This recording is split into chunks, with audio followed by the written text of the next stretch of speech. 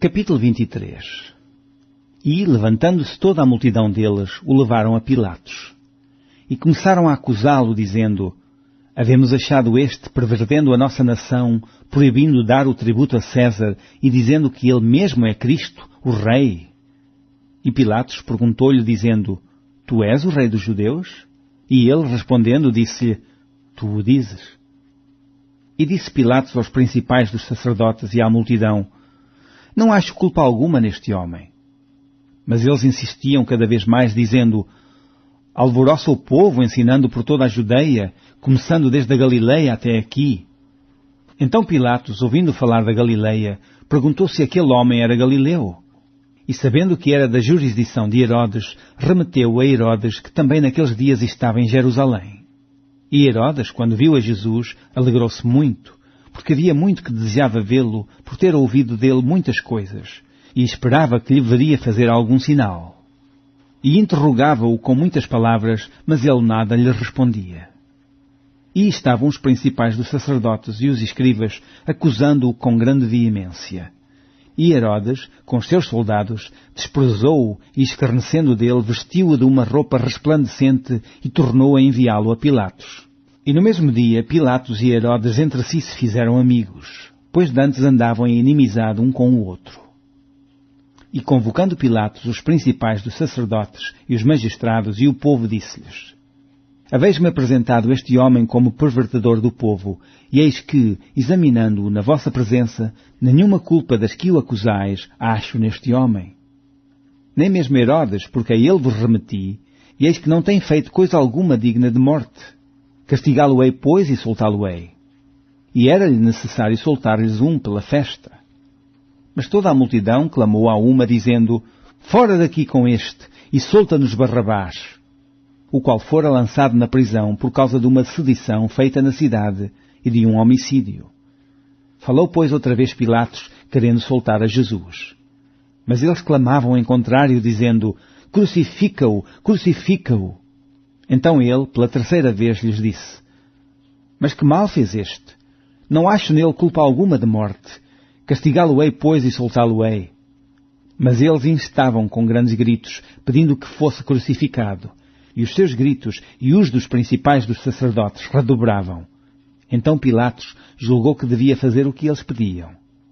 E soltou-lhes o que fora lançado na prisão por uma sedição e homicídio, que era o que pediam, mas entregou Jesus à vontade deles. E, quando o iam levando, tomaram um certo Simão, sirineu, que vinha do campo, e puseram-lhe a cruz às costas para que a levasse após Jesus. E seguia-o grande multidão de povo e de mulheres, as quais batiam nos peitos e o lamentavam. Porém Jesus, voltando-se para elas, disse: Filhas de Jerusalém, não choreis por mim, chorai antes por vós mesmas e por vossos filhos. Porque eis que hão de vir dias em que me dirão: Bem-aventuradas as estéreis, e os ventres que não geraram, e os peitos que não amamentaram. Então começarão a dizer aos montes: Caí sobre nós, e aos outeiros: Cobri-nos. Porque, se ao madeiro verde fazem isto, que se fará ao seco? E também conduziram outros dois, que eram malfeitores, para com ele serem mortos. E, quando chegaram ao lugar chamado a Caveira, ali o crucificaram, e aos malfeitores, um à direita e outro à esquerda. E dizia Jesus: Pai, perdoa-lhes, porque não sabem o que fazem. E, repartindo os seus vestidos, lançaram sortes. E o povo estava olhando, e também os príncipes zombavam dele, dizendo: Aos outros salvou, salve-se a si mesmo, se este é o Cristo, o escolhido de Deus. E também os soldados o escarneciam, chegando-se a ele e apresentando-lhe vinagre, e dizendo: Se tu és o rei dos judeus, salva-te a ti mesmo. E também por cima dele estava um título, escrito em letras gregas, romanas e hebraicas: Este é o rei dos judeus. E um dos malfeitores que estavam pendurados blasfemava dele, dizendo: Se tu és o Cristo, salva-te a ti mesmo e a nós. Respondendo, porém, o outro repreendia-o, dizendo: Tu nem ainda temes a Deus, estando na mesma condenação? E nós, na verdade, com justiça, porque recebemos o que os nossos feitos mereciam. Mas este nenhum mal fez. E disse a Jesus: Senhor, lembra-te de mim quando entrares no teu reino. E disse-lhe Jesus: Em verdade te digo que hoje estarás comigo no paraíso. E era já quase a hora sexta. E houve trevas em toda a terra até à hora nona, escurecendo-se o sol. E rasgou-se ao meio o véu do templo. E, clamando Jesus com grande voz, disse: Pai, nas tuas mãos entrego o meu espírito. E havendo dito isto, expirou. E o centurião, vendo o que tinha acontecido, deu glória a Deus, dizendo: Na verdade este homem era justo. E toda a multidão que se juntara a este espetáculo, vendo o que havia acontecido, voltava batendo nos peitos.